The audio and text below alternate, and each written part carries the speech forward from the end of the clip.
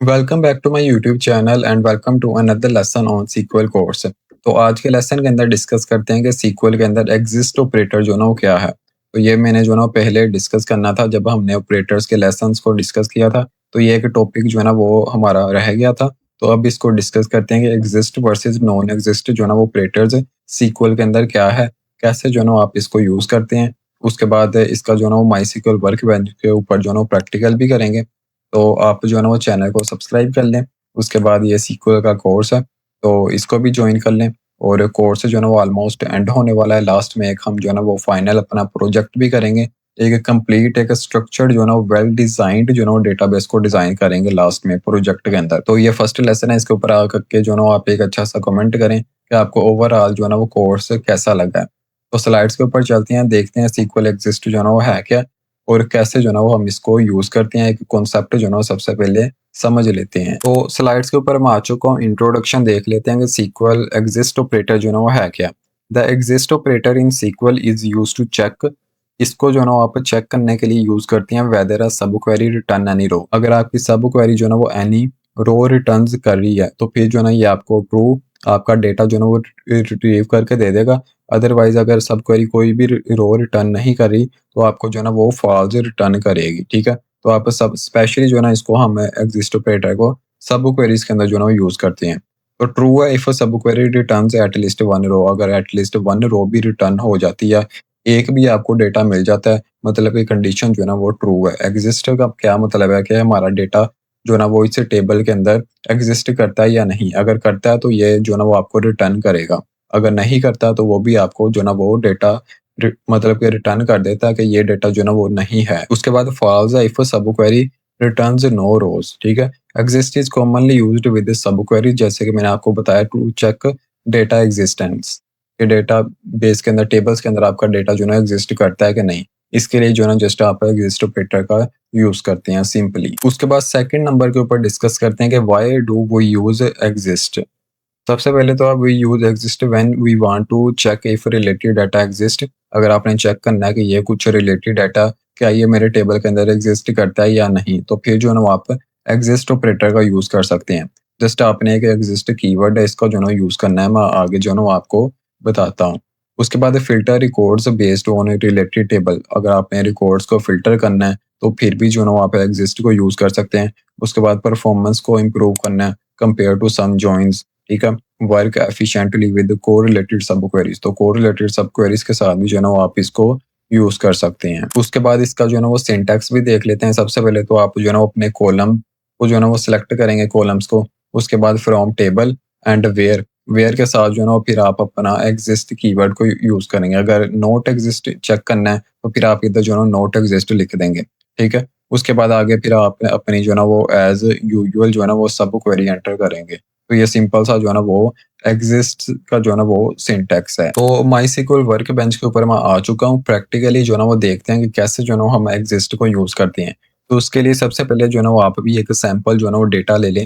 जैसे मैंने कस्टमर्स के नेम से एक टेबल क्रिएट कर ली है। उसके बाद इसके अंदर ये 3 कॉलम्स है। एंड उसके बाद मैंने जो है ना एक और ऑर्डर्स का टेबल भी क्रिएट कर लिया, कस्टमर एंड ऑर्डर्स। एक जो है ना वो हम ई कॉमर्स के रिलेटेड एग्जाम्पल ले रहे हैं।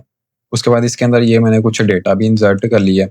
ठीक है, तो अब जो है ना वो हम एग्जिस्ट का यूज करते हुए ये चेक करते हैं कि अगर एक भी कस्टमर ने ऑर्डर को जो है ना प्लेस किया है तो वो हमें शो करो। क्या एक भी कस्टमर हमारे टेबल के अंदर मौजूद है, एग्जिस्ट करता है, जिसका कोई ऑर्डर है। तो ये जो है ना वो अब हम क्वेरी इधर मैं राइट करता हूँ। तो ये हमारी फर्स्ट जो है ना वो एग्जाम्पल है। तो सबसे पहले तो जो है ना वो हम सिलेक्ट करते हैं नेम को। एंड उसके बाद हमारे पास जो कस्टमर्स का टेबल है। ठीक है, एंड आगे मैं सी इधर लिखता हूँ।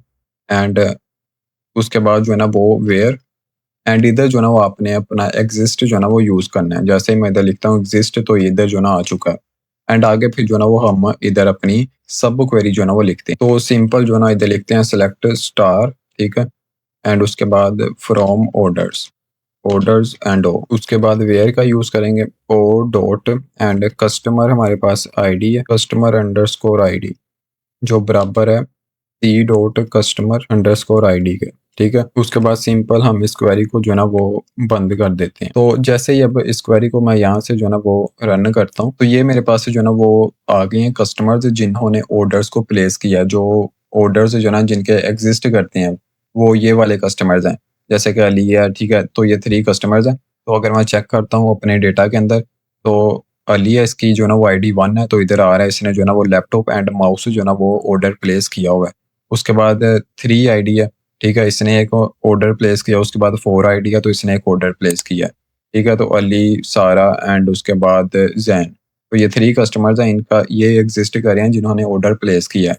तो ये हमने जो है ना वो एग्जिस्ट ऑपरेटर का यूज़ किया है, ये चेक करने के लिए कि क्या ये कस्टमर्स जिन्होंने ऑर्डर प्लेस किया वो एग्जिस्ट करते हैं या नहीं, ठीक है। तो इसी तरह आप नॉट एग्जिस्ट का भी जो है ना यूज़ कर सकते हैं। अब वो कस्टमर आप चेक कर सकते हैं जिन्होंने ऑर्डर प्लेस नहीं किया, जो कि इस टेबल के अंदर जो है ना वो मतलब कि नॉट एग्जिस्ट हैं। तो सिंपल जो है ना वो अब हम नॉट एग्जिस्ट का चेक करते हैं। मैं इसी क्वेरी को जो है ना वो इधर कॉपी कर लेता हूँ एंड इधर पेस्ट करता हूँ। तो जहाँ पे ये एग्जिस्ट है ना, इधर जस्ट आपने नोट जो है ना वो एग्जिस्ट करना है, ठीक है, नोट एग्जिस्ट। तो जैसे ही अब यहाँ से इस क्वेरी को जो है ना मैं सिलेक्ट करके रन करता हूँ, तो अब ये 2 जो है ना वो हमारे पास आ गए हैं कस्टमर्स जिन्होंने कोई भी ऑर्डर जो है ना वो प्लेस नहीं किया।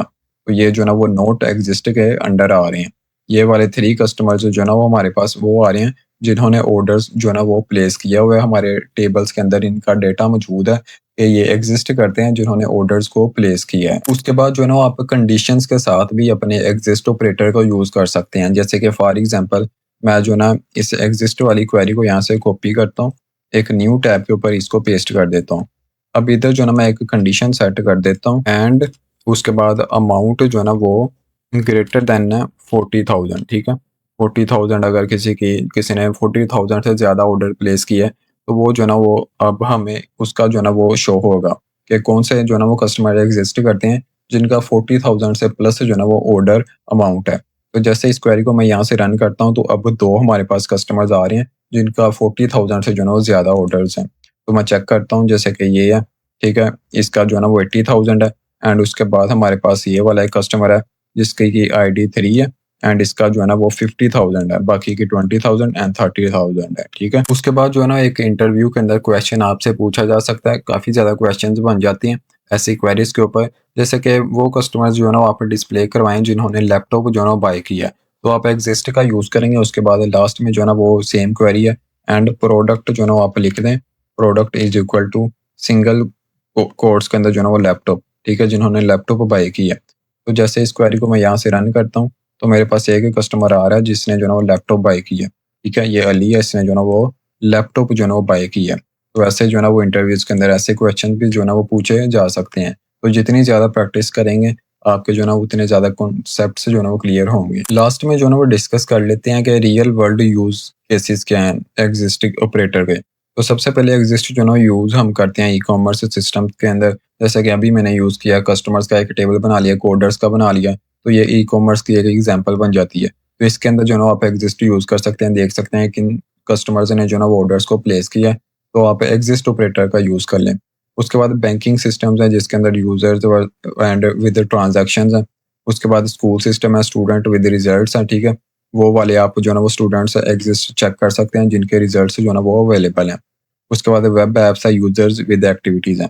तो ऐसे रियल वर्ल्ड यूज केसेस होते हैं जिनके अंदर आप एग्जिस्ट ऑपरेटर का यूज कर सकते हैं। तो ये था आज का लेसन के एग्जिस्ट वर्सेस नॉट एग्जिस्ट जो है ना वो आपने कैसे यूज करना है। तो प्रैक्टिकली भी जो है ना वो हमने देखा है। तो और भी काफ़ी ज़्यादा जो है ना इसकी कोरिलेटेड के हवाले से भी क्वेरीज बनती हैं। आप कोरिलेटेड सब क्वेरीज के अंदर भी इसको यूज़ कर सकते हैं। तो चैनल को जो है ना वो सब्सक्राइब कर लें। उसके बाद ये कोर्स है तो इसको भी एक्सेस कर लें। तो थैंक यू।